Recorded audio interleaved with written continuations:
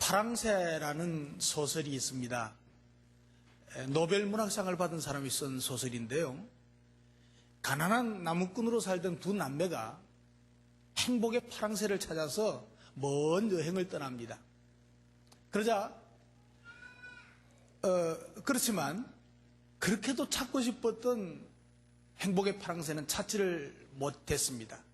그리고 아주 지친 모습으로 이제 자기들의 초라한 집으로 돌아옵니다. 그런데 그렇게도 찾아 헤맸던 행복의 파랑새는 자기 집 처마 밑에 앉아있는 비둘기였다는 사실을 발견하게 됩니다. 세상의 모든 사람들은 행복이라는 파랑새를 쫓아서 평생을 경주하는 경주자와 같습니다. 그러나 행복이라고 하는 이 파랑새는 사람들의 바램이나 기대와는 달리 쉽게 손에 잡히질 않습니다. 10세기 초에 스페인 세라센 제국의 군주로 있던 압둘라만 3세가 있습니다. 이 사람은 이 세상에서 가장 강력한 군주로 남아 있고요. 가장 호화롭게 살았다는 기록입니다. 그러니까 이렇게 가장 강력한 군주이면서 가장 호화롭게 일생을 살았는데 그는 자기의 일생을 회고하면서 마지막 남긴 말입니다. 내가 오랫동안 부귀와 영화를 누렸지만 내가 진정 행복했다고 생각되는 날은 14일에 불과하다. 그리고 다른 날들은 내 마음의 분노와 시기와 정오와 염려와 근심이 떠나지 않았다. 때로는 하루에도 몇 번씩 죽고 싶은 날들이 많았다. 그랬습니다. 49년간 최강국을 통치한 통치자의 고백입니다. 그렇다고 해서 어렵고 힘든 나라를 다스린 것도 아닙니다. 그리고 그는 3,321명의 후궁을 거느리고 살았답니다. 616명의 자녀를 낳아서 길렀습니다. 그래도 그 평생 동안 14일밖에 행복을 누리지 못했다는 거죠. 여러분, 현재 내가 살고 있는 인생에 만족하느냐, 만족하지 못하느냐, 그 정도를 갖다가 행복도라고 말합니다. 그런데 이 행복도가 우리나라는 상대적으로 낮습니다. 가장 못 사는 방글라데시가 세계 1위랍니다. 그리고 인도, 멕시코, 브라질, 필리핀 이런 나라들이 행복도가 높다고 합니다. 이것은요, 실제로 불행하기 때문에 예를 들면 경제적으로 어렵고 문화적인 혜택도 다른 나라에 비해서 부족하기 때문에 행복도가 낮은 게 아닙니다. 행복을 판단하는 주관적인 척도가 다르기 때문이라는 분석입니다. 문제는 무엇을 행복의 기준으로 삼느냐 하는 것이 문제입니다.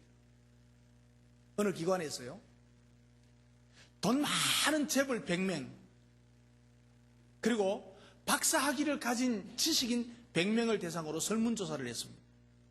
만족도에 대해서, 자기 인생의 만족도에 대해서 설문조사를 했는데 복잡하지도 않습니다. 간단하게 당신은 지금 행복하십니까? 라는 질문을 했습니다. 그 질문에 200명 중에서 87%가 아니요 라고 대답했다는 거죠. 수십억 수백억을 가진 돈 많은 부자들도 현재의 삶에 만족하지 못하고 있다는 거죠. 남들보다 많이 배우고 학문적인 업적을 쌓아서 남들로부터 칭송을 듣는 내노라고 하는 석학들도 만족한 삶을 살지 못했다는 것입니다. 그렇다면 과연 이 세상에서 행복하게 사는 사람은 누구이겠습니까? 진짜 행복이 있긴 한 겁니까? 사람들은 그런데 누구나 다 행복하게 살기를 원합니다. 그러나 많은 사람들은 자신이 불행한 존재라고 생각을 합니다. 왜 당신은 불행하다고 생각합니까? 라고 물으면 나는 남들보다 배운 것이 부족합니다. 그래서 불행하다고 생각합니다. 왜 불행하다고 생각합니까? 물으면 나는 남들보다 가진 것이 부족합니다. 그래서 나는 불행하다고 생각합니다. 이렇게 쉽게 말할 수 있을 것입니다. 그리고 말하고 있습니다. 그러나 분명한 것은 행복은 소유에 많고 적음에 있는 것이 아니라는 것입니다. 많이 알고 적게 알고 이것 때문에 행복이 판가름 나는 것이 아니라는 말이에요. 부자라고 해서 행복한 것도 아니고 최고의 지식인이라고 해서 행복한 것도 아니라는 것입니다. 저는 시골 개척교회 전도사로 나갈 때 너무너무 가난했습니다, 사실. 그래서 저 서울의 누님 댁에 이제 형님 댁에 한번 다녀가면서 가서 서울 그 신당동 뒷골목 시장에 중고 파는 데가 있어요. 그 중고 파는 데서 뭘 샀나 하면은 녹음기를 샀어요. 지금 쓰는 테이프가 갓 나올 때인데 그 전에 쓰던 녹음기 지금 영사기처럼 해가지고 이렇게 돌려가지고 쓰는 거 아주 중고 골동품에 속하는 중고를 샀어요. 너무 싸니까. 그걸 사다가 녹음기를 갖다 놓고 이제 그걸 사다가 찬송을 배우고 또 이제 전도사로 나가니까 설교해야 될 거니까 설교도 한번 해보고 녹음도 해보고 이제 이렇게 하니까 너무너무 좋았습니다. 그리고 그 뒷골목 중고시장에서 뭘 샀냐 하면은 양복을 한 벌 샀어요. 전도사니까 양복 입어야 될 거 아닙니까? 설교하려면. 새거 못 사고 중고 곤색 양복을 샀습니다. 이는 겨울 옷인데 그때는 사계절용이었습니다. 겨울 여름이 어디 있습니까? 그 한 벌이면 족하죠. 그래서 2월달부터 전도사로 이제 나가서 2월달부터 그 곤색 양복 입고 봄에 입고 여름에 입고 가을에 입고 겨울에 결혼했는데 양복 살 돈이 어디 있습니까? 그 중고 양복 그거 가지고 그거 입고 결혼했습니다. 그런데 얼마나 행복하고 달콤했는지 모릅니다.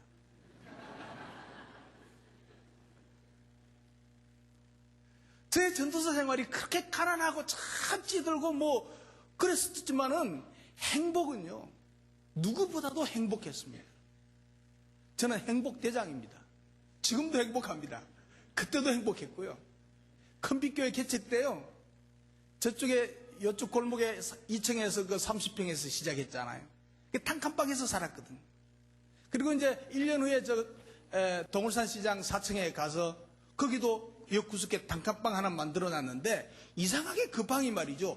부엌이 방보다 높아요. 연탄인데 연탄을 떼는데 연탄 부엌보다도 방이 한 10cm, 15cm 정도 낮으니까 이게 아무리 불을 때도 방에는 따뜻한 기가 안 돌아갑니다. 그때는 강제로 돌리는 순환기가 없었습니다.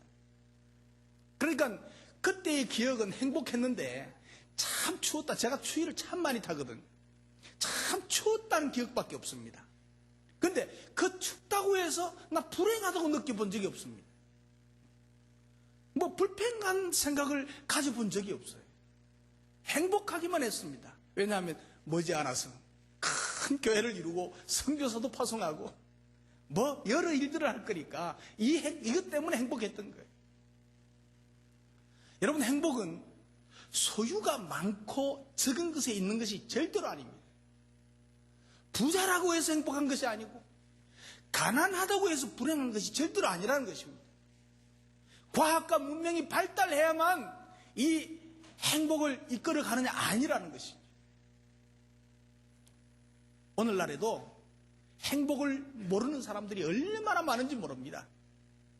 하나님의 축복과 하나님의 그 사랑과 하나님의 은혜 속에 살면서도 그 행복을 느끼지 못하고 사는 사람들이 많다는 얘기죠. 심지어 예수 믿는 사람도 마찬가지입니다. 이스라엘 백성들도 하나님의 도움을 많이 받아서 이렇게 살아가고 있으면서도 자신들이 행복하다는 것을 미처 깨닫지 못했던 것 같습니다. 그래서 오늘 본문 신명기 33장은 모세가 비스가 산에 올라가 가지고 가나안을 바라보고 자기가 이때까지 이끌어왔지만 자기는 가나안 땅에 들어가지 못하는 그 아쉬움을 가지고 이스라엘 백성들을 축복하는 내용이 오늘 본문 33장 내용입니다. 각 지파들을 축복합니다. 그리고 마무리합니다. 그리고 이스라엘 백성들에게 선언을 합니다. 이스라엘이여, 너는 행복한 사람이로다. 너는 지극히 행복한 사람이구나 하는 감탄과 탐복의 외침입니다. 사랑하는 큰빛교회 성도 여러분, 이 세상에 예수 믿는 모든 사람들은 행복한 사람들인 것을 믿으시기 바랍니다. 여러분도 행복한 사람인 것을 믿으시기 바랍니다. 그래서 오늘 설교 제목을 나는 행복합니다 그랬어요. 옆 사람 보고 나는 행복합니다. 찡그리가 하지 말고 행복한 모습으로 해야지. 자, 옆 사람 보고 나는 정말 행복합니다. 가장 행복한 모습. 세상 사람들이 어떤 것이 이렇게 하는 것이 행복하다고 아무리 말해도 그건 믿지 마십시오. 그건 행복이 아닙니다. 하나님이 행복자라고 부르셨다면 행복할 수밖에 없는 것입니다. 사람들은요, 자주 자신들이 행복을 만들어낸다고 생각을 합니다. 그렇게 말들을 합니다. 인간 자신이 행복의 주인인 것처럼 생각하고, 그리고 말하고 행동하기도 합니다. 그러나 성경을 보면 행복의 주인은 인간 자신이 아닙니다. 또 인간 자신이 행복을 만들어내는 창조적인 산물도 아닌 것을 알 수가 있습니다. 그렇다고 해서 행복이 우연의 산물일 수가 없습니다. 우연히 행복이 돌아오지 않습니다. 인생은 하나님 자신께로부터 행복을 받아 누리는 피조물입니다. 하나님께로부터 행복을 받을 때에 행복할 수 있는 것입니다. 그러니까 인간의 행복은 하나님이 근원입니다. 근원. 하나님이 행복을 주실 때 우리는 행복할 수 있습니다. 그러니까 받아 누릴 행복의 법칙들을 하나님께서 만들어 놓으셨습니다. 그래서 인생이 행복하게 되는 비결은 하나님이 만들어 놓으신 행복의 법칙을 따르는 것이 행복해지는 것입니다. 그래서 오늘 본문에 이스라엘이여, 너는 행복한 자로다. 이 말씀이 말이죠, 여러분 눈에 확 들어오고, 그리고 여러분 마음에 확실히 새겨지기를 주님의 이름으로 축복합니다. 그러면 나는 행복합니다. 이 고백이 내 자신의 고백이고 행복이 될 줄로 믿습니다. 왜 행복하냐? 구원받았으니 행복합니다. 예, 옆 사람 보고 우리 구원받았으니 행복하지요.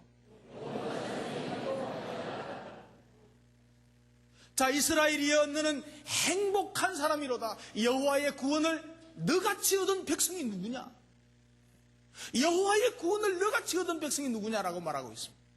이 말씀은 바로 이스라엘이 행복자인 이유를 말씀해 주고 있습니다. 여호와의 구원을 얻은 백성이기 때문에 행복하다는 것입니다. 이스라엘이 잘 살아서 행복한 사람이라는 것이 아닙니다.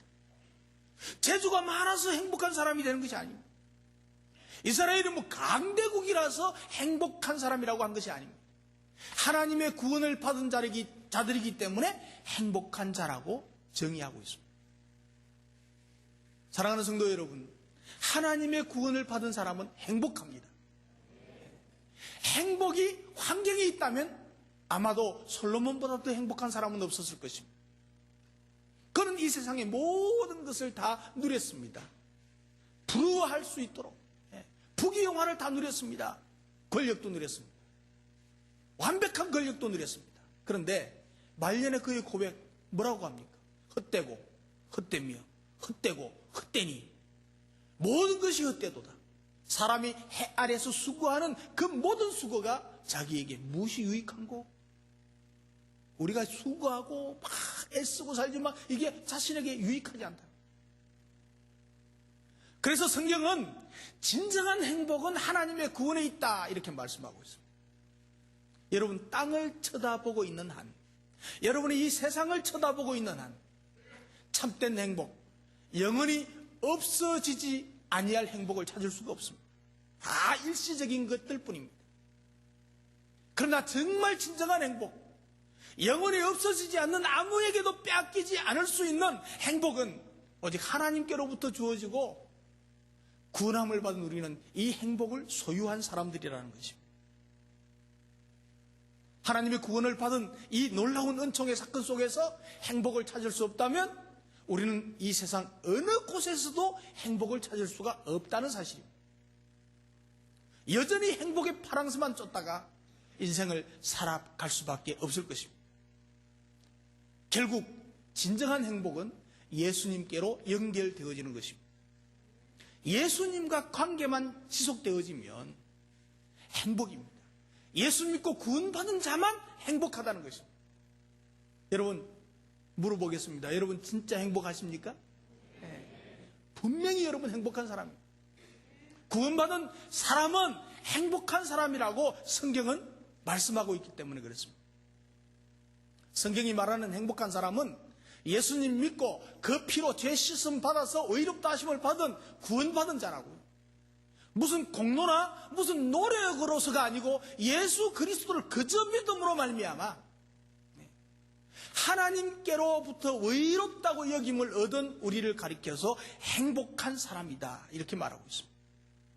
하나님의 선택을 받고 하나님의 도우심을 입는 이스라엘 백성들을 행복한 사람이라고 그랬습니다. 그래서 하박국 선지자는요 진정한 행복을 알았습니다. 그래서 그는 이렇게 고백하지요. 비록 무화과 나무에 포도나무에 감람나무에 소출이 없고 밭에 곡식이 없고 외양간에 가축이 없을지라도 나는 여호와를 인하여 즐거워하며 나의 구원의 하나님을 인하여서 기뻐하리로다. 내가 물질이 없고 가난하고 부족하고 있어야 될 것이 많지만은 여호와 하나님 나를 구원하신 그 하나님으로 인하여 나는 감사하고 기뻐하며 살겠다. 행복하며 살겠다 이거 말이에요. 저 하늘 저 천국을 바라보면서 하늘의 상급을 바라보면서 나는 행복해요 하고 노래할 수 있는 저와 여러분 되시기를 주님의 이름으로 축복합니다. 그리고 우리가 왜 행복한 사람입니까? 하나님이 도우시니 행복한 사람. 옆 사람 보고 하나님이 우리를 도우시니 행복하죠. 오늘 본문에서 말합니다. 하나님은 너를 돕는 방패시요 영광의 내 영광의 칼이시로다. 여러분 사람은요 언제나 도움이 필요한 존재입니다. 사람은 누구나 독불장군이 있을 수가 없습니다. 자녀는 부모의 도움이 필요합니다. 부모는 자녀의 도움이 필요합니다. 아내는 남편의 도움이 필요하고요. 남편은 아내의 도움, 아내는 남편의 도움이 필요합니다. 성도는요 목사의 도움이 필요합니다. 목사는요 성도의 도움이 필요합니다. 사람이 사람을 돕는 것도 중요하지만 모세는 행복자에 대해서 축복하면서 하나님이 돕는 방패가 되신다 이렇게 말하고 있습니다. 여러분 하나님이 누구십니까? 전능하신 분이십니다. 영원하신 분이십니다. 졸지도 아니하시고 주무시지도 아니하시고 쉬지도 아니하시는 분이십니다. 그 때문에 우리를 언제나 어느 때나 우리를 도와주시는 분이십니다. 그러므로 하나님의 도움을 받는 자는 얼마나 든든하겠습니까? 하나님의 도움은 다함이 없습니다. 모자람이 없습니다. 그러므로 성경은 사람을 의지하기보다도 전능하신 하나님을 의지하라 이렇게 말씀하고 있습니다. 여러분 사람의 도움은 한계가 있습니다. 그리고 열심으로 그 감정적으로 도움을 주기도 합니다. 그런데 잘 도와주다가도 마음 틀리고 수 틀리면 어떻게 해요? 그냥 내 편게 짚버리고 맙니다. 그리고 죄를 뿌리기도 합니다. 떠나갑니다. 손을 놓습니다. 이게 사람입니다. 애굽에서 하나님은 10장의 기적을 통해서 이스라엘 백성들을 건져주셨습니다. 완악한 바로에게서 완벽하게 탈출시켜 주셨습니다. 광야로 나왔습니다. 물이 없습니다. 물을 주십니다. 먹을 것이 없습니다. 만나를 내리십니다. 딴 거 먹고 싶습니다. 고기 먹고 싶습니다. 메추라기를 내려주십니다. 고아와 같이 버려두지 아니하시고 그들이 불평하고 원망하더라도 필요할 때마다 구체적으로 도와주시고 인도해 주시는 하나님을 애굽에서 나온 광야를 향해서 가나안에 들어가는 이스라엘 백성들을 통해서 우리는 볼 수가 있습니다. 일시적인 도움이 아닙니다. 변하는 도움이 아닙니다. 기분 나쁘다고 그만두는 도움이 아닙니다. 인간의 도움은 일시적인 도움이고 변하는 것입니다. 그러나 우리 하나님은 우리와 영원토록 함께 하셔서 우리를 도와주시는 줄 믿습니다. 우리가 좀 하나님을 기분 나쁘게 하셔도 하나님은 들은 척도 안 하시고 계속 도와주세요. 돕는 방패가 되고 내 영광의 칼이 된다고 말씀하고 있습니다. 이 말씀은 전쟁과 같은 위협 속에서도 택하시고 구원하신 자를 승리토록 하시겠다고, 높은 곳에 세우겠다고, 반드시 이기게 하시겠다고, 도와주시겠다는 말씀입니다. 사람이요, 하나님을 돕는 방패로 삼고 하나님을 영광의 칼로 인정하고 그 하나님을 붙잡고 살아갈 때 진정한 행복한 삶을 살아갈 수가 있는 것입니다. 하나님은 전쟁과 같은 위협 속에서도 도와주시는 분이십니다. 질병에 걸렸을지라도 도와주십니다. 고아와 같이 우리가 버림을 당했을지라도 도와주십니다. 또한 우리가 죄를 지었다고 할지라도 회개하는 자에게 용서해 주시는 하나님이십니다. 구원과 은총을 베풀어 주시는 하나님이십니다. 그래서 어려운 역경과 문제에 부닥치면 자기 스스로 문제를 해결하지 못하는 것이 우리 사람입니다. 누군가의 도움을 받아야 됩니다. 그런데 하나님께 도움을 요청하면 우리의 방패가 되어주시고 칼이 되어주시고 적과 싸워서 승리하게 만들어 주실 줄로 믿으시기 바랍니다. 반드시 승리하게 도와주십니다. 그렇기 때문에 그 하나님을 방패로 삼아야 해요. 하나님이 나의 칼이 되고 승리가 되고 무기가 된단 말이죠. 금고기와 할아버지의 이야기가 있습니다. 어느 바닷가에 오막살이를 짓고 노부부가 살고 있었습니다. 아주 가난하게 살았습니다. 할아버지가 바다에 나가서 고기를 잡습니다. 하루는 금고기가 잡혔습니다.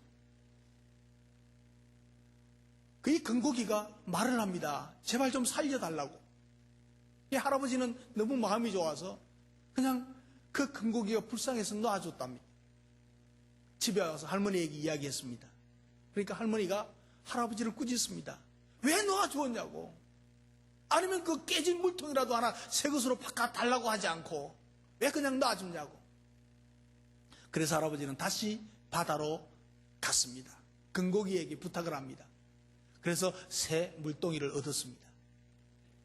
다시 할머니의 또 성화에 못 이겨서 또 나가서 할머니가 원하는 대로 새 집을 얻었습니다.